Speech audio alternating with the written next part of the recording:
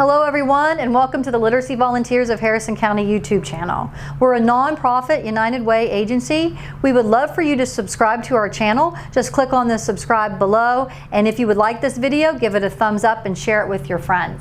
We had a first part of the video series was called the greenhouse effect, and we're going to tie that in with global warming, right? So what is global warming? So what happens, we're going to look at the two parts of the word, the globe, where we live on Earth, right? You have rays from the sun that come down and hit the surface of the Earth that are reflected back up. Some of them are absorbed, some of them are reflected back up. Well, you have carbon dioxide and some of these other products, waste products that are out in pollutants out in the atmosphere, and when that those rays try to go back up to the sun, they get stuck. They can't get back up. So that warm heat from the sun stays in the atmosphere and heats up the globe. So global warming, right? In this current era that we have now, most of the global warming is directly attributable to human activities. So things that we do, driving in your car, your motorboat, a motorcycle, burning lots of fossil fuels that we talked about in the other video, coal, and we talked a little bit about oil, natural gas, some things like that we use. So we want to look at how global warming is linked to these extreme weather events. Scientists agree that the Earth's rising temperatures are fueling these longer and hotter heat waves, longer summers. If you notice this year in March we were having weather that we normally don't have until May. So we have longer, hotter heat waves, and those heat waves cause more frequent droughts because it dries up the water, and in some places it'll cause no rain, and in other places it causes heavy rain. So we have this constant like fight in the atmosphere for different patterns of weather. And then that also causes more powerful hurricanes. And why does that happen? Well, the ocean absorbs that water as well, and that causes the temperatures in the ocean to rise, right? They're getting warmer. And what happens when the ocean gets warm, it starts to stir. When we get those winds out there that cause tropical storms like a tsunami or a hurricane, and those pick up more and more energy, the hotter it is and the faster the wind moves. And when they come into land, they can turn this can turn a Category 3 storm into a Category 4 or a Category 5 storm.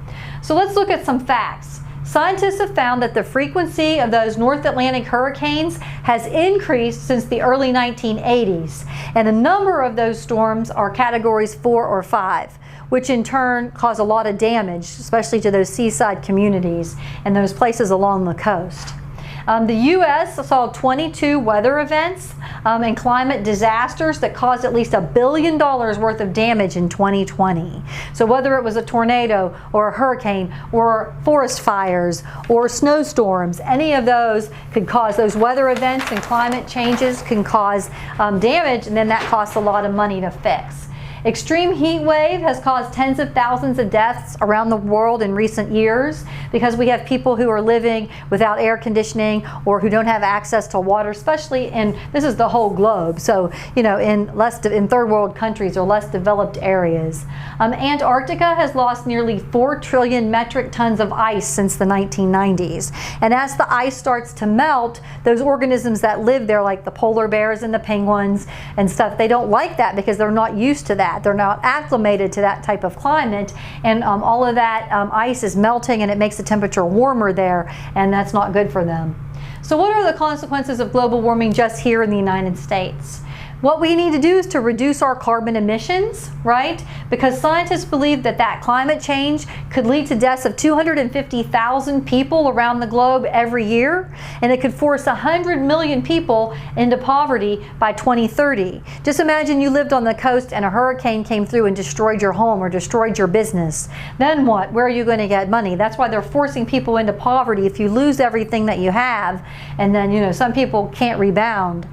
If we can't get our emissions under control, here are some things that we have to look forward to. We have those disappearing glaciers, right? The early snow melt up in the ice caps. Also severe droughts, and both of those will cause dramatic water shortages and continue to raise the risk of wildfires in the American West. So the drier it becomes out there because of drought, then the higher risk there is of fires, and then the higher risk there is of them spreading quickly. Thousands of acres of fires. You've seen them on TV, and the helicopters that go by or the airplanes and drop the stuff on to stop the fires. Also, the rising sea levels will lead to more coastal flooding, especially places like Florida or the Gulf of Mexico. Forest farms and cities will force new pests, new insects, right? And heat waves, also heavy downpours and increased flooding. And all of these things, if they're flooding farms and they're getting into cities, cause economic problems as well. Allergies and asthma and even infectious disease outbreaks will become more common because of the growth of those pollen-producing ragweeds and plants.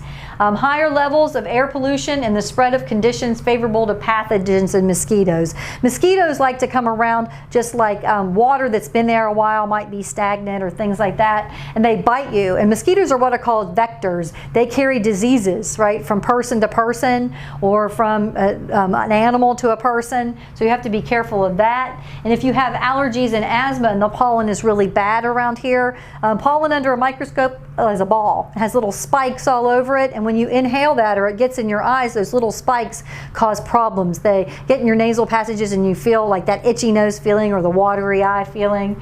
So those are some problems, and especially now that we had such a warm March, our trees were growing earlier and we have a lot more pollen out there.